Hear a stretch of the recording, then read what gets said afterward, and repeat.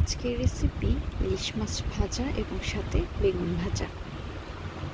যেহেতু ঢাকার মাওয়া ঘাটে যাওয়া সম্ভব না, চট্টগ্রামে বাসা, তাই ঘরে বসে নিয়ে নিলাম মাওয়া ঘাটে ইলিশের সাথে। এখানে বড় দুটো সাইজে ইলিশ নিয়ে নিলাম আমরা।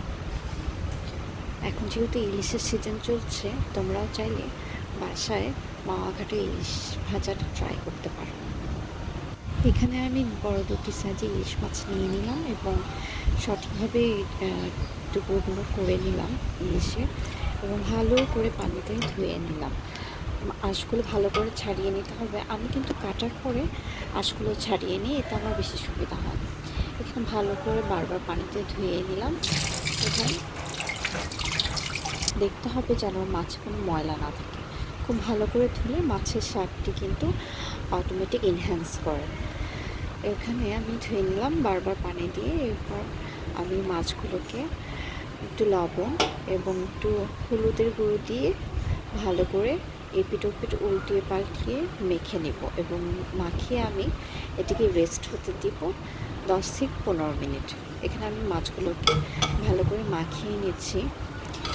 এপিট মাছ মাখানো হলে মাছগুলোকে সাবধানে উল্টিয়ে নিলাম এবং ওই পাশেও আমি মাছগুলোকে ভালোভাবে মশলাগুলো মাখিয়ে নিলাম। এতে করে মাছের স্বাদটি যখন ভাজা হবে তখন অনেক বেশি খেতে মজা লাগবে। এই পাশেও আমি হালকা হলুদ এবং হালকা লবণের গুঁড়ো দিয়ে ভালো করে মাখিয়ে নিলাম। মাছগুলো মাখানোর পরে আমি এটিকে রেস্ট হতে দিই এবং পাশাপাশি যেহেতু বেগুন ভাজাও চলবে, তাই আমি এখানে 3টি বেগুন, মাঝারি সাইজের বেগুন ভালো করে কেটে এবং পরিষ্কার পানি দিয়ে একটু ধুয়ে নেব এবং বেগুনেও আমি ঠিক একইভাবে লবণের গুঁড়ো এবং হলুদের গুঁড়ো ভালো করে মাখিয়ে নেব এবং এটিকেও আমি রেস্ট হতে দিব যাতে মশলাগুলো ভিতরে ঢুকে এবং ভাজার পর খেতে অনেক বেশি মজা লাগে।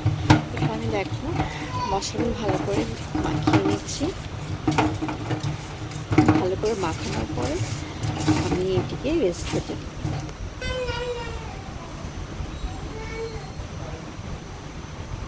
এরপর আমি চুলায় একটি পাত্র বসিয়ে গরম করে নেব এবং আমি এখানে সরিষার তেল দিয়ে দিলাম। সম্পূর্ণ প্রসেসটা আমি সরিষার তেল ব্যবহার করব।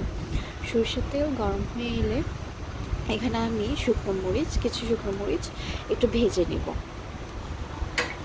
ভালো করে ভেজে নিতে হবে এবং আমি এটি পরিবেশনের সময় ব্যবহার করব।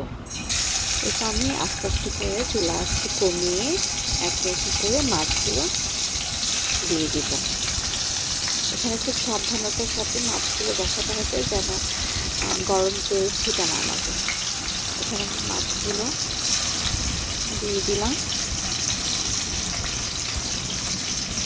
একে করে মাছগুলো সাবধানে দিয়ে দিতে হবে। আমি এখানে চেষ্টা করেছি যেন একটি পাত্রে একবারেই সবগুলো মাছ দেওয়া যায় এবং যেহেতু পাত্রটি আমার দেওয়া আছে তাই আমি সবগুলো মাছ সুন্দর করে বসিয়ে নিলাম। চুলা আঁচটি কিন্তু খুবই লোতে রাখতে হবে, কারণ গরম তেল যেন গায়ের মধ্যে না আসে। সুন্দর করে বসানোর পরে আমি আর সরিষার তেল চারপাশে দিয়ে নিলাম।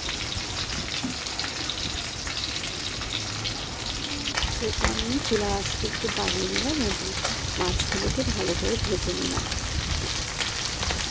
মাছগুলো এক পাশ ভালো করে ভাজা হয়েছে কিনা চেক করলাম এবং যেহেতু একসাথে দিয়েছি তাই এর সাথে আরেকটু লেগে দিয়েছে, তো সাবধানতার সাথে আমি মাছগুলোকে উল্টিয়ে নিলাম। এখানে আমি একটু একটু করে মাছগুলো উল্টিয়ে নিচ্ছি। খুব সাবধানতার সাথে উল্টাতে হবে যেন মাছগুলো ভেঙে না যায়। উল্টানো শেষ, এবার আমি আবার ভেজে নিলাম। মাছগুলো দেখো ভাজা হয়ে গেছে, এবার নামিয়ে নিলে একই তেলে আমি বেগুনগুলো দিয়ে দিলাম। একটু তেলে বেগুনগুলো দিয়ে দিলে মাওয়া ঘাটে যে স্বাদটা সেই স্বাদটা তোমরা ঘরে পেতে পারবে। কারণ এখানেও তেল একই তেলে এই ভাজার তেলে বেগুনগুলো ভাজা হয়, তাই আমিও একই তেলে বেগুনগুলো ভেজে নিলাম। এখানে এক পাশ ভালো করে ভাজার পর আমি বেগুনগুলোকে উল্টিয়ে দিলাম এবং অপর পাশটা সেম প্রসেসে ভেজে নেব। বেগুনগুলো অলমোস্ট ভাজা শেষ। এখন আমি মাছ এবং বেগুন একটি ডিশে তুলে নিলাম এবং ভালো করে শুকনো মরিচ দিয়ে এটাকে ডেকোরেশন করে নিলাম। অনেক সুন্দর ঘ্রাণ আসছে এবং খেতে অনেক বেশি মজা ছিল। তোমরা চাইলে বাসায়ও ট্রাই করতে পারো। তোমরাও এই সহজ রেসিপিটি বাসায় ট্রাই করতে পারো এবং কমেন্টে জানাতে পারো কেমন হয়েছে।